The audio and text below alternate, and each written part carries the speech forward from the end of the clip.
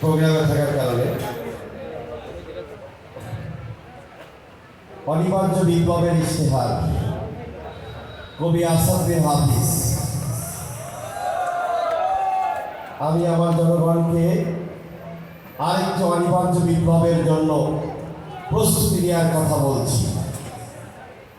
দেয়ালে পিঠ ঠেকে গেলে যেভাবে রুখে দাঁড়ায় আক্রান্ত দুর্বল বিধ্বস্ত জাহাজ যাত্রীরা আঁকড়ে ধরে ভাসমান পতাতন, তেমনি একাগ্রতা নিয়ে আমি আমার জনগণকে আসন্ন বিপ্লবের জন্য উদাত্ত আহ্বান জানাচ্ছি।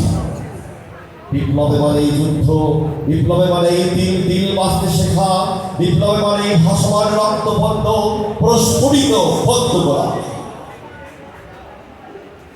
বিপ্লবে মানেই জীবনের জন্য আমরণ লড়াই।